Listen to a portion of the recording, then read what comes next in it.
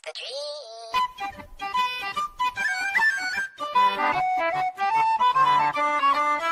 dream. Hello, what's up mga Carlton and welcome to this channel. Pinakikilala ko nga pala sa inyo si Kikay at si Koka.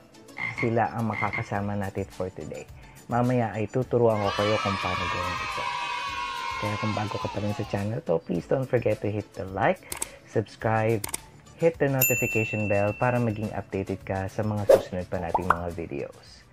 Pero bago ang lahat, alam niyo ba guys that there are more than 4,700 species of frog found in every continent except Antarctica.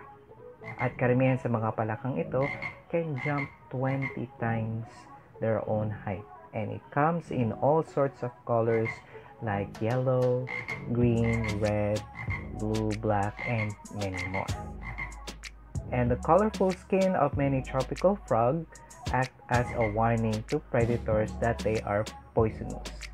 Yes, they are cute but deadly. Sa mga susunod pa natin mga video guys, I will try to do more trivia para dagdag kaalaman. Kaya tara, art tayo! Ang mga gagamitin natin ay gunting, marker, pencil, ruler, cutter, colored pen, glue, at colored art paper. Gumuhit ng hugis oblong gamit ang art paper at gupitin ito.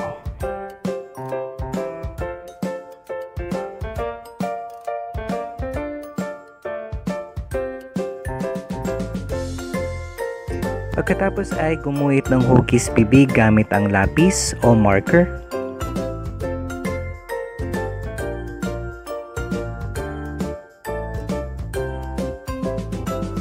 Sa maliit na piraso na puting papel, gumuhit ng bilog gamit ang 5 centavo coin at gupitin ito.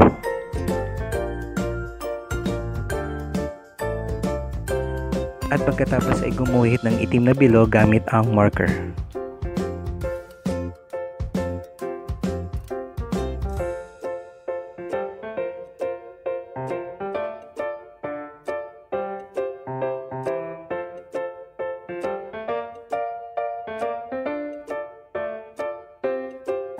Sa isa pang colored art paper, gumuhit ng hugis corona at gupitin ito.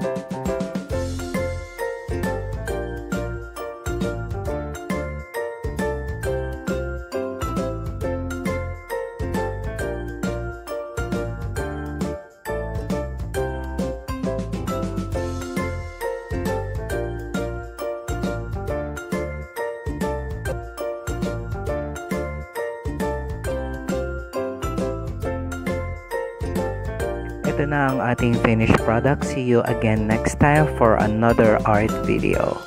Tara, art tayo!